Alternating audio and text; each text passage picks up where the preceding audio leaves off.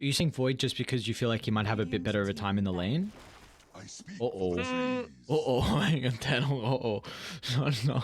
The Palace Prophet. Not a Palace Nation's Prophet. Holy. This is probably one of the most farmed Nature's Prophet games I saw through the group stages. Actually, someone did come close to it. I think yesterday, in fact, that I saw. I don't remember. That was Momong Dai. Momong Dai played an incredible Nature's Prophet game as well. In the offlane? No, not Momong Dai. In Your Dream. In Your Dream. There we go. I was about to say, like, if he did the exact same amount of farm from the offlane, that would be insane. I'm just thinking about this one here. Like, yes, he's amazing on the Nature's Prophet, but I feel like they've got ways to be able to deal with this, right? Like, the Sprout isn't necessarily a good save against all of this. You can get gusted outside of it. You can get global silence to be able to deal with the teleport away. The arena, pretty effective at being able to find him out when he's going for the split push style. Tusk, again, just many ways to cancel out. I don't know. I feel like they've got decent ways to deal with the treants as well. This isn't the greatest Nature's Prophet game for mine. I think one thing for me with the Nature's Prophet is the fact that they can kick the Drow into the jungle very early on and look to get a lot of towers. And I think EHOME will have some difficulties with playing across the map. Like, Silencer can't make plays. You need the blink on the Mars.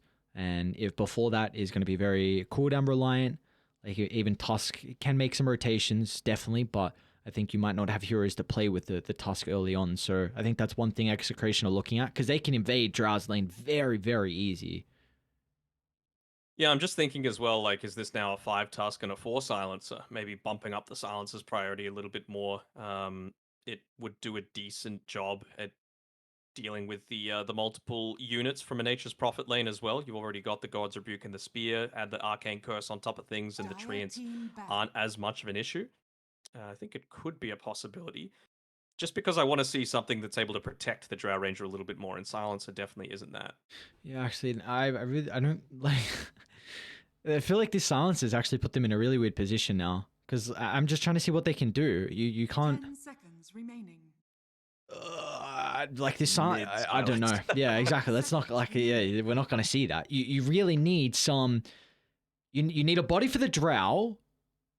So maybe the Tusk can play that role, but then Silencer's going to go 4, but then where's your damage coming through from the arena? Like, you really like to have a support pairing. Yes, it can come out from a 2, but then it's going to put a lot of emphasis on the position 2 having a good game, and you, of course, need levels to do that. Like, I think with Mars, you like really want a support to be playing with, and they're not going to have that. So the Silencer pick, yes, it deals with the Enigma, but now I feel like it puts them in a really awkward position in this draft where they need a lot with their 23rd pick.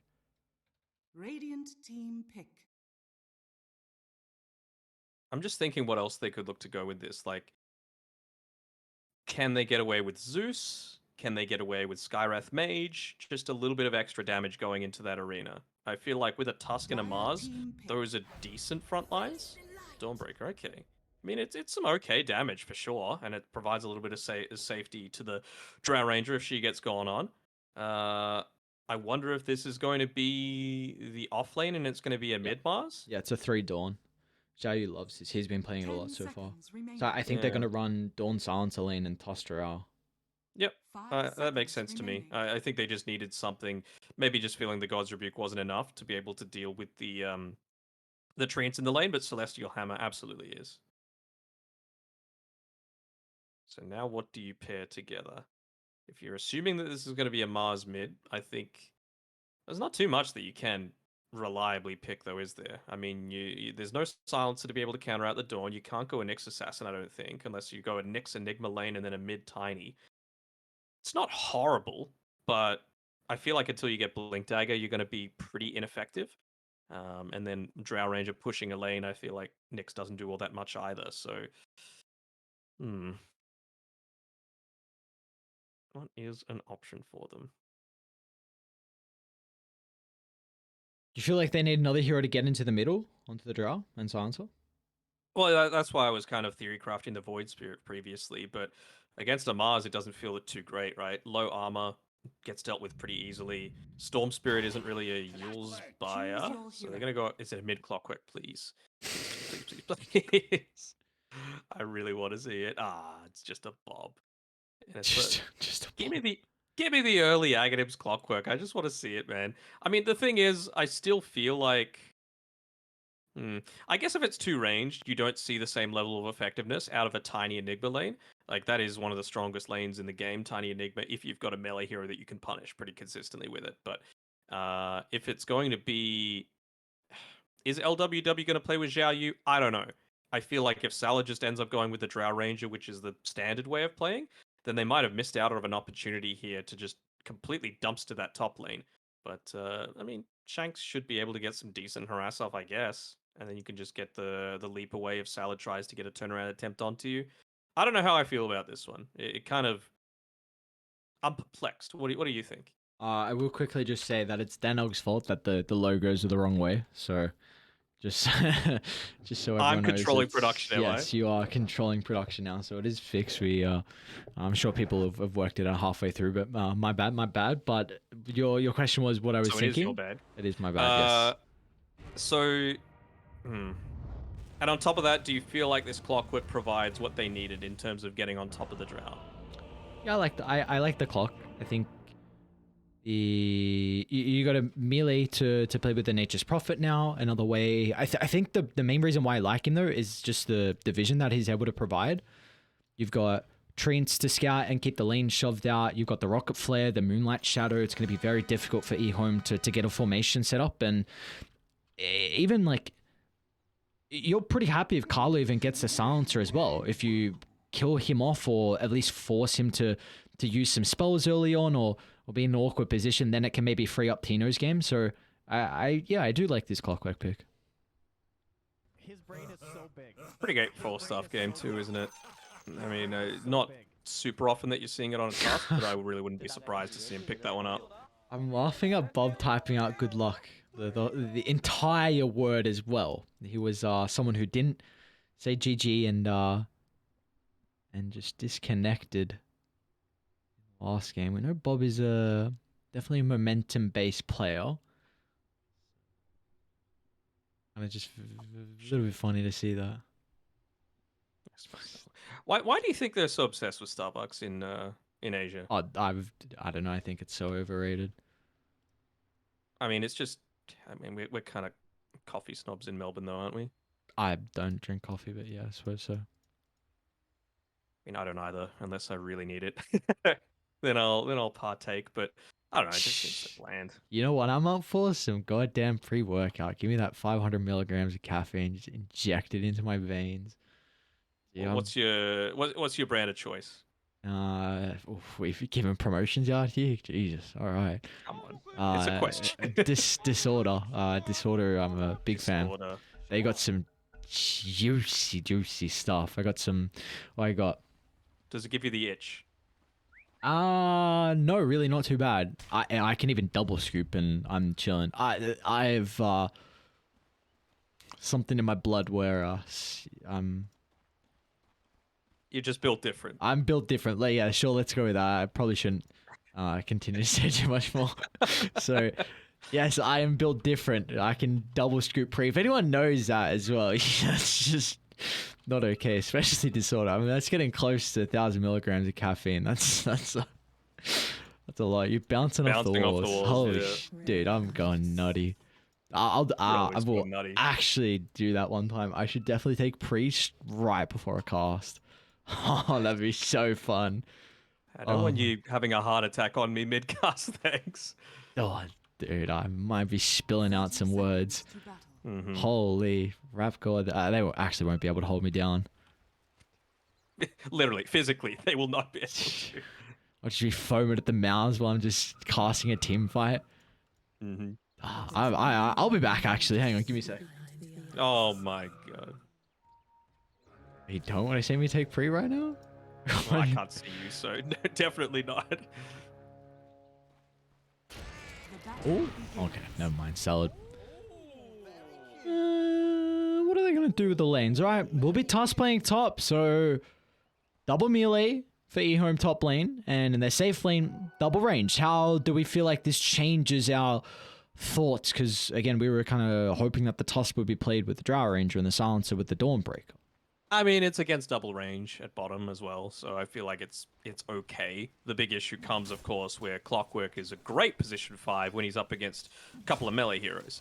I suppose the issue is it is a position 5, and you are... Yeah, look at him. He's instantly trying to get some harass in onto these guys, but they have damage to be able to turn this around and kill Carlos, so he's going to make sure that he's got those tangos running every single time that he goes in and commits the battery assault. One thing... Committing it, actually. Salad's going to go for the creep pull.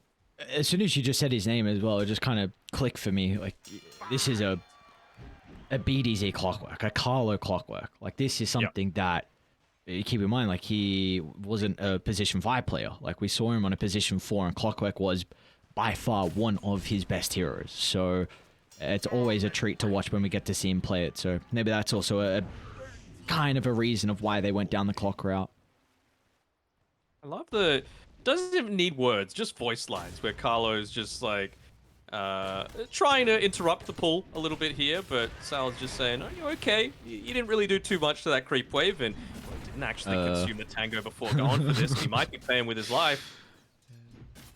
Some trouble. Has the boots advantage on Salad.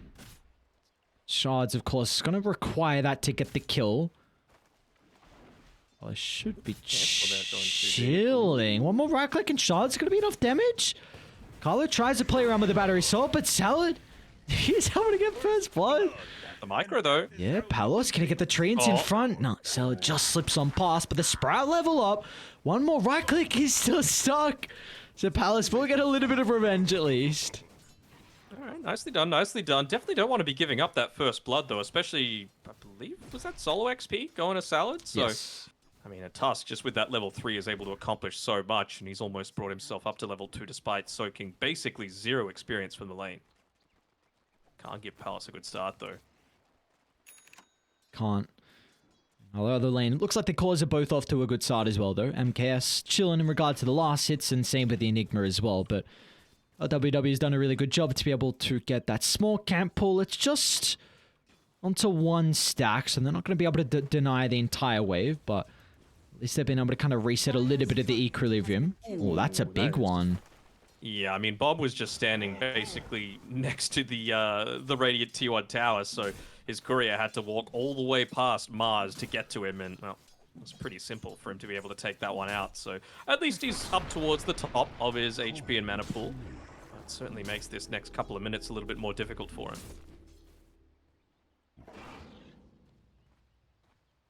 Carlo again just doing his best to try and create space on this top side. Enable Palos to do what he does best on his Nature's Prophet. Even just with the 2 points in the Celestial Hammer, though, it's going to take a little bit more to be able to deal with those treants. The Nature's Call doing a huge amount of work just to secure a lot of these last hits and get that early farm. Can they get aggressive, though, once Carlo gets that second point in the Battery Soul? He's very close to finding level 3. Yeah, I think so. You're just going to make sure that the lane is pulled further back so that if they try and make an attempt onto you, again, you've got trees to consume, you've got the tower armor, potentially, to be able to make that turnaround happen. So the half pull is going to do just that. Not get it so that the lane is pushing back out too far in the other way. Okay, as an LWW doing a pretty decent job on this bot side as well. Top of the net worth right now on the Drow Ranger. Pretty decent time of being able to deal with the Eidolons as well, both through the right clicks as well as the multi-shot. Got it. Yeah, and I wonder what the itemization is going to be in regards to the Enigma, though. We still saw Tino go the Wraith Pact last game. Do you feel like that'll... definitely Wraith Pact this game. Okay. I mean, again, 4 heroes that are very, very physical damage dependent, so you got to make sure to... Ooh, pierces the silencer, and they're going to be able to find a kill down bottom. Salad will look for some revenge, but targeting Shanks is going to be difficult when he can just leap away. This free's up top now. Does indeed. The power of the pullback as well. Palos making sure to keep the wave as close to his tower as possible. Carlo kind of showing himself a little bit early. I'm a bit surprised that he opted to go down that route, but yeah, immediately he should be able to get right back in on top of Xiao Yu. Without the boots, though, I wonder if Xiao Yu is going to be able to get back to safety. Seems like it's just a farm securing harassment for now. Just just being a nuisance. 300 health. So he's going to be chilling. Should be able to get a bunch of that back. I guess the one nice thing, Xiaoyu's going to have some time getting solo experience. Maybe he won't get a lot of gold. Might zone him away from a couple creeps, but getting that Solar Guard in a decent timing could see him look to have the global potential. Bottom lane, LWW will be able to sidestep the arrow. Tino trying to get in range for the Malefice. He will be able to do so. Looks like they should be able to get the kill into the Sansa. They'll make him work for it, but the Tusk is actually nearby. And Knight is starting to rotate as well. The spear from afar, off the mark. Shanks will be able to dodge this, but he will still go down. So... And they even bring Carlo as well to mid, trying to secure the power runes. So going to spawn bottom. It will regen picked up from Carlo. Actually using the Avalanche onto the Mars. A little bit odd choice there from Bob. With the regen being picked up, it means that he's not going to have too much mana to be able to play around with. I suppose with the death on the Mirana, needs him to get that bottle refill. Top But they lane, look to play Palos. around mid a bit more. Ooh. In a tricky situation, playing with the strength threads, but the bonus health will not be enough as no one looks to try and protect him under the tower. I mean, they're just causing so much havoc across the map right now on EHOME. Even at the bottom side, that's why Carlo had to TP bottom, because MKS was able to do a good job of protecting the siege creep so that it was taking off more than half of the tier 1 tower's HP. Carlo had that TP up top, they could have possibly gone for a turnaround there. A start to the lanes here for eHome. Henry's net worth is looking really grave, and Bob's net worth is not looking any better as well. And well, WW will tank the arrow. Jinx can leap forward if he wants to. Reapplies the Arcane Curse, but that'll help provide him a kill. But this mid lane in particular, though, from Bob, looking really scary. A big reason because of this is we saw, of course, that Corey go down, so he lost his bottle for a little bit of time. And at the 4-minute water rune as well, eHome brought a support to help secure this, so Bob didn't even get any refill as well. So it's kind of a big reason why he's been struggling. Didn't have a lot of resources to play this lane, and it's kind of showing in the net worth now. I kind of wonder, like, is this the game where you actually want to be going more points in the Sacred Arrow as opposed to the Starstorm, right? You've got a tiny Avalanche Toss combo where you're guaranteed to be able to land that Sacred Arrow, so why not just max it out for the biggest burst damage potential that you can? Doing his best to try and secure that that bottom power rune. Knight's very ambitious if he chooses to go down here, but it's actually Carlo that's going to go in super deep and just feed away some intelligence. Nope, never mind. LWW doesn't have the glaive skilled up, but still gives him a free kill. A Knight, he's actually going to walk in forward. Arena to the Solar Guardian, and there's nothing that Execration can do. They might try and TP in some members in now. Bob will still go down nonetheless, but can they get the return kills? Sprout will block off the escape avenue for Salad as well, as Pallet's rotation nets them 2 kills. It's the power of the Nature's Prophet, right? You've always got that potential for the +1. Turning around the impact of that Solar Guardian coming in on top of the lane. And, well, I suppose if you are to find any kind of silver lining is that MKS didn't react accordingly, just wanting to join the team fight. He realizes that he needs to keep on building on his net worth. Keeps the top lane pushed in, forces a defensive rotation back here with Bob. With the Arcane Rune, they'll see him show up top. So they know that he doesn't have potential to make plays on the bottom side of the map. And MKS, for now, might be forced to go back inside of his own jungle, start to pick up a little bit of that farm. But Execration, they're predicting that. They're already making the movement up with the supports exactly where he is, seeing that he doesn't have that TP scroll available for the next 20 or so seconds. That's exactly where they're looking to make the plays. Salad. Should be okay.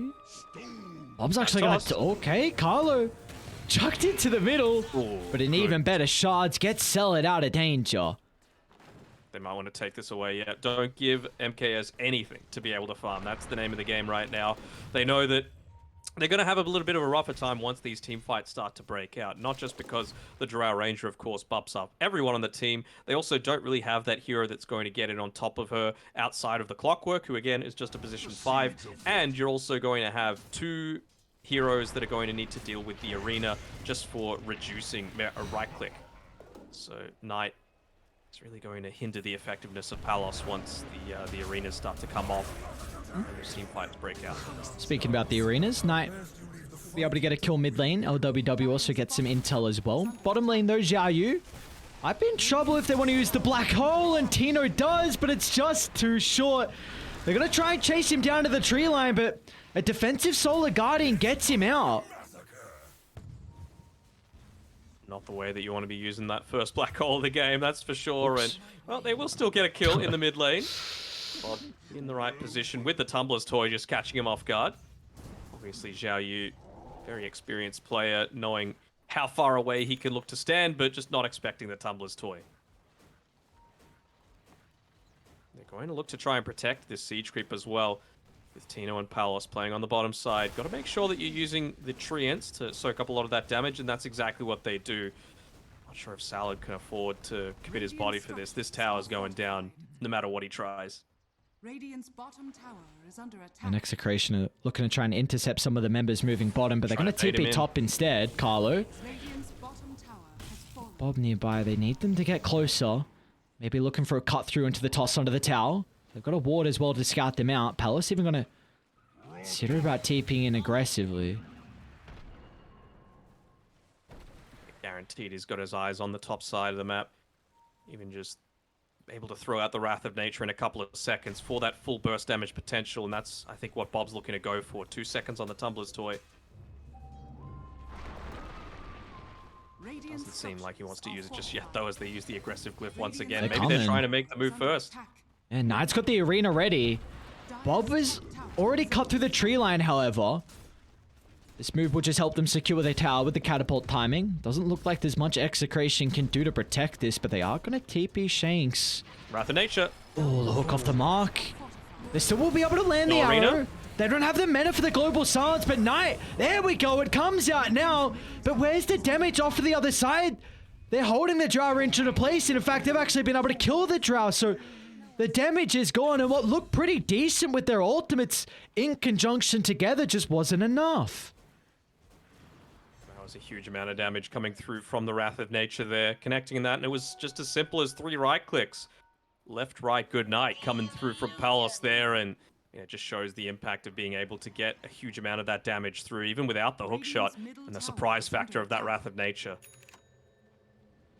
Early on, of course, the Avatos combo plus Wrath of Nature, it's going to be a devastating amount of burst. Even the Starstorm on top of that, right? So magic damage is the name of the game early on for Execration.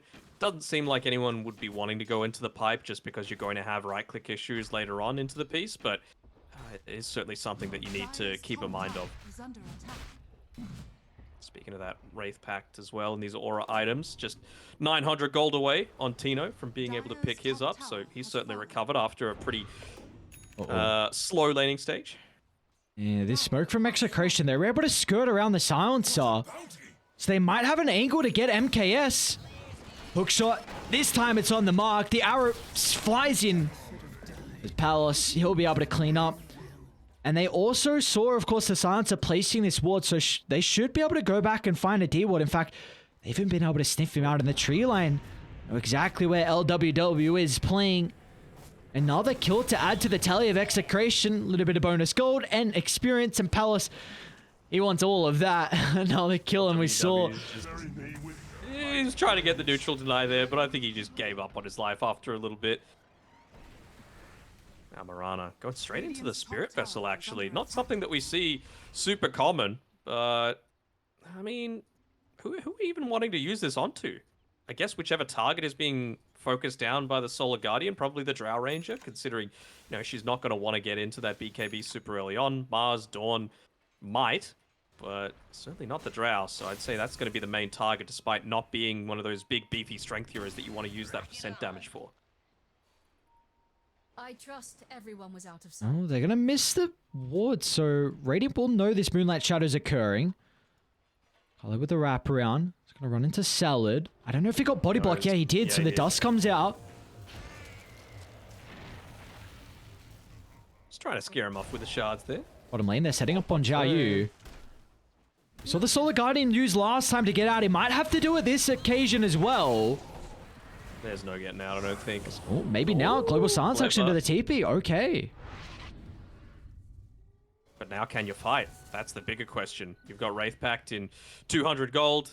You've got Well, Mars does have the arena up, but Tiny, of course, with that freshly picked up Blink Dagger and a double damage rune and the Tumbler's Toy. So it really feels to me like Execration could look to just set themselves up around this bottom tower. Do you Push want it bot or together, do you you've want got mid? I'd look at going It's got to be the bot, call, right? Bob. Jump in. Solar Guardian. Oh, actually, maybe not. Solar Guardian used to try and keep him live. Arena as well, because they'll turn it onto Tino. Without the Wraith Pact, he's still able to lay down the black hole. The damage follow-up's going to come through thanks to Bob. The combination is out. And they'll be able to clean up multiple members as they're too late to the party. Even LWW tries to funnel in, but it can easily close the distance with Blink up in a couple of seconds for Bob. He'll sidestep the arrow, attempt to get in the pit, but it will not work out. And Paolo's just looking to push with the Siege Creep as much as possible. Moves immediately up to the top side after helping mid, just with the Wrath of Nature, and just to show that I have no idea what I'm talking about. I would have continued the push down bottom just because they didn't have the glyph available. They knew that that was the situation that they had to play around with, and such a heavy commitment towards the mid wave. But if you're able to land a great black hole like that, pick up your Wraith Pact, why not take the opportunity? That's so much economy going Execration's way. Bottom lane, MKS will be able to get a free kill. Very nice for the Drow to find. You get 2 tier 1 towers on Execration. You get a triple stack at the Ancients as well. It's a big reason why this net worth lead has moved up to 3k. They might want to consider, like, on the back of a successful team fight, if it happens up top, just going towards Roche. I don't think they want to necessarily influence a team fight that might take place around there. Like, but if it just so happens, they'll probably go for it. I still feel like bot is the place that they want to be. You know, that's where Drow is probably going to be feeling safest right now. She's got a decent amount of vision. You've got the rest of the team looking to play behind her. And if you could just take that one away, you can just control the full jungle, not just with the Nature's Prophet, but even things like the Eidolons as well. Gonna try and get that reveal of the Blink Dagger on tonight. They know exactly where Tino is. Reno would catch him, but at least he's able to destroy the trees. Wraith Pack's gonna be laid down. Gotta be cautious how heavily commit. They'll try and play with the global silence, but they're in trouble. Stuck in the tree lane once again.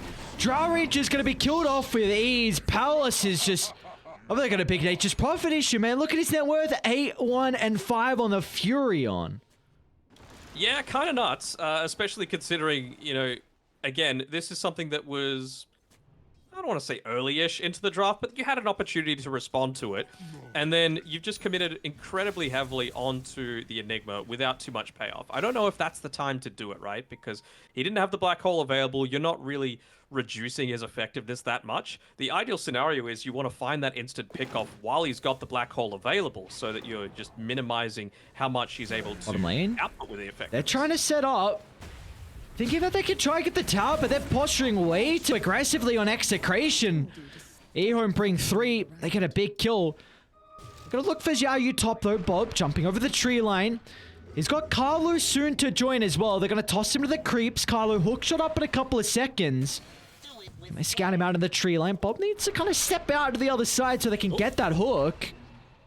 He's jump over. There we go. Hook. They'll find him in the trees, and this time there will be no escape. Hang on a second, Xiaoyu. The Sun Mummy has something else to say about that, alright? Link up surely though. Sun Mummy ain't got nothing to say. Make sure to give him the high five while he's mid-air as well. And the tip as well. Just saying, yeah, you think you're getting a little bit ahead of yourself there, buddy. Just looking to give me the tip, thinking you got away.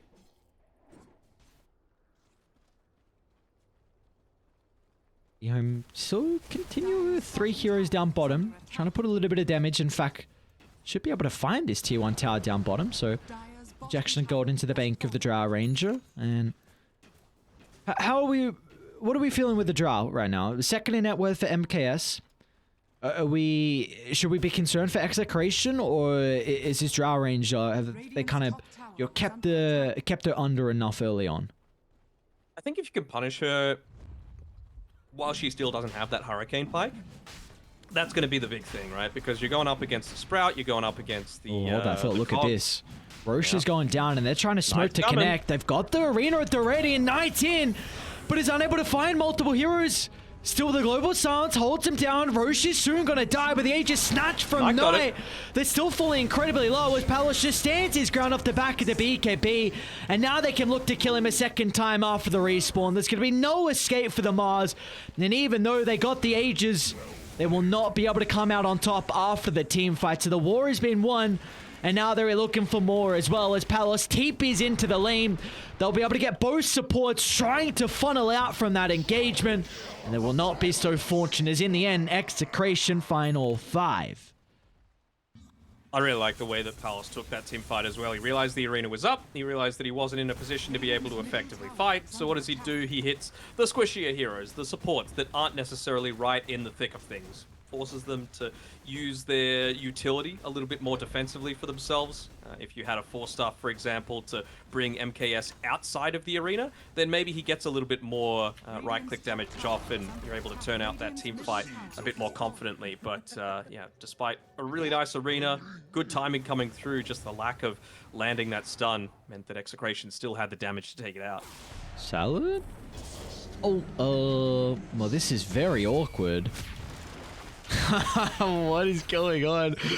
Salad, is he actually going to be able to get out? Palos is going to try and TP in. He'll go to the right side and make him work for the kill, but... And Tito's black holes have, he maybe used up all his good black hole limit in game 1. Sure. We'll go with that? Okay, sure. Yeah, they haven't been too hot. It's alright, you just go, utility items. You know, Lotus Orb, Wraith Pact is like, don't worry, boys, I'm playing for the team. I'm helping. Yeah. They're helping by his taking the tower bottom and also potentially getting kills top. Carlo already trying to set up. I believe the Shadow Blade from MKS just was able to scout him out. Alright, he's very, very close to... MKS. Oh, nice. They land the hook shot. Carlo, beautifully done. As Palos, no hesitation, being able to follow in pursuit and out towards the triangle bomb. The combos out onto both heroes as well. A defensive arena, but I don't think that's going to be enough as Shanks lands the arrow, piercing the heart of the Mars. 3 heroes going down, and this game's really starting to get out of control. Execration through the past couple of minutes are playing too fast for EHOME to handle. They might even look for more. Bob, they've got another ward to play with. Sets up for the arrow. Unstoppable streak for Palos. They'd killed the courier before of Zhao Yu, so he actually had the BKB completed, but just obviously not able to use it with the courier going down like that. And I'm even going to consider going up onto this high ground. Force the... Actually, no glyph is able to be used here, so... Putting a little bit of emphasis there, opening up the top of the map a little bit. Any other Carlo enjoyers around? Because that was a pretty insane hookshot coming through into the 4-star cogs back, just giving Palos the complete freedom to right-click down that Drow Ranger. And well, I was saying that things will change once this Hurricane Pike comes out, but in the meantime, they've been able to take Roche, they've been able to take 3 successful team fights, and it's resulted in a 10,000 net worth lead, so maybe now this Pike isn't enough to be able to come back into the game for EHOME. And all set up off the back of the vision for Execration. That kill into the Drow, the kill into the Dawnbreaker, and this bottom ward as well, just off the mark with a sentry, so they're still going to have so much vision to play with on Execration. Oh, they smoked right underneath it as well. Would have seen it. Are they going to be able to respond effectively enough? If it's just Shanks giving up his life, I don't think they'll be too unhappy. Poor old Shanks. It's fine. Like, this is not where EHOME want to be. They want to be taking mid tower. They want to be taking team fights where they're able to kill a core. Most notably Palos. And, well, with that, he knows he's got a set amount of time for them to be able to move across the map to be able to catch him out. Even Carlo just putting his body in the way just in case. And then he's just going to back up to wherever's next safe to be. Meanwhile, Tino's going to go for the kill onto MKS. TP's in aggressively. Look at the damage coming through for the Wrath of Nature.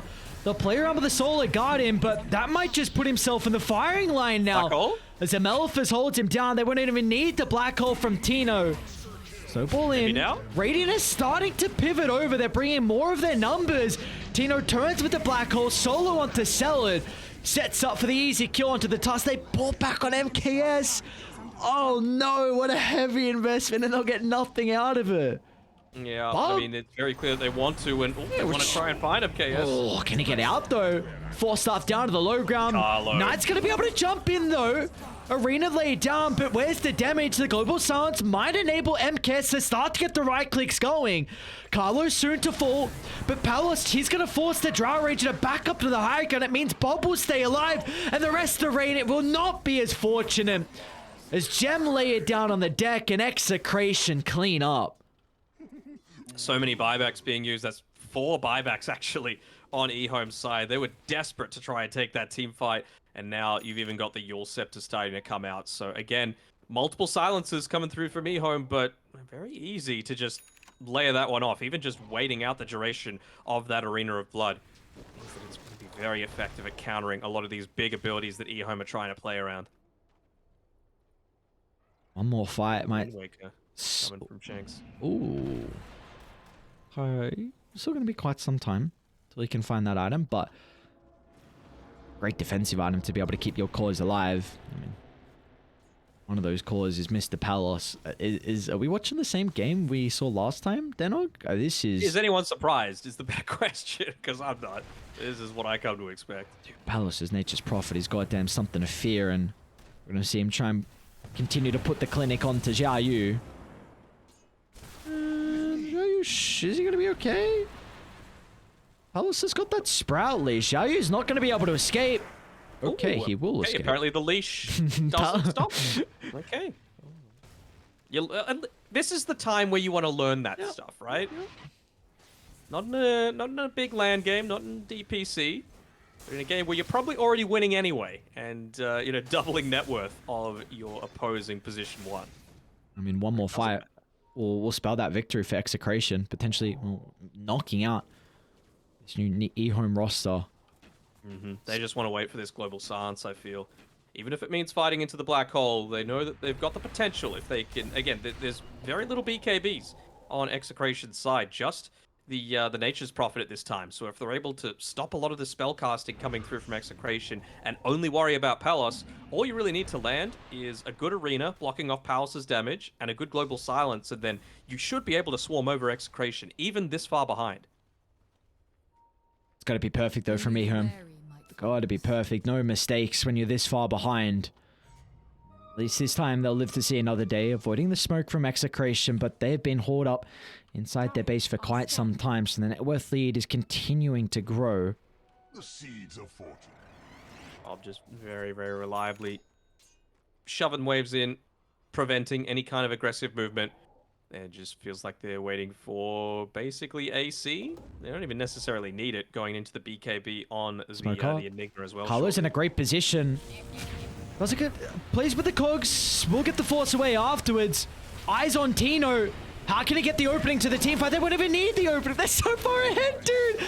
They don't even need any big ultimate. It doesn't matter. 3 heroes just crumble, make it a 4th, and soon to be game, all without buyback. G's had dropped, and Execration will continue on in the Pro Series, knocking out EHOME. Another celebratory black hole. Come on, Tino. Ah, the TP. That's not good enough. It's very tempting to give MVP to Palos. I kind of want to give it to Carlo, though. I mean, he made some pretty good moves there, just constantly saving his cause, putting himself in a position to block the smokes onto a Nature's Prophet that went a pretty greedy build, right? I mean, that's how Palos is able to get so far ahead, is that, he goes to these items that if he gets caught out, the glass cannon's going to be punished, but he never was, because Carlo was always in the right place at the right time. I'll give a co-MVP out. How's that sound? Co-MVP, all right. I'm fine with the co-MVP. I want to also continue to put the praise onto the supports as well, with just the warding in that game for Execration, I think was incredible. With we spoke about towards the end of the draft where how they would have had a vision advantage, because you have so many ways to clear out the lanes without putting yourself in a tricky position. And Eidolon's trees, you got the Moonlight Shadow to be able to constantly make plays across the map, the Rocket Flare, but it wasn't even just them, it was the actual ward placements for them where they were able to get so many kills across the map. It was a really overall great performance, and this roster is starting to develop themselves. Again, it is a new Execration team, of course, just one new member standing in, but of course, BDZ, Carlo, he's been on Execration multiple times, but we're starting to see them get some pretty scary games under their belts. And I think now for other teams looking at Execration, I mean, this Palace Nature's Prophet is going to be something that's in the back of your mind. Absolutely. I mean, it always needs to be, right? I didn't even think it was an amazing Nature's Prophet game. He's just an amazing Nature's Prophet player. So, it's certainly something that he's going to keep in the back pocket. Don't want to reveal it too often, but always have it there ready to break out and, well, even learn something. Maybe you already knew it, but I learned something about how the Sprout Leash doesn't work against the Solar Guardian. Maybe if it's already been begun to be cast, I don't know. But anyway, good win for Execration. Moving on up against EHOME, and that means that our third game of the night is done, which leads us into our next series, Fnatic taking on Lilgun. A lot of people will be favoring Fnatic, but let's be honest, they've looked kind of shaky.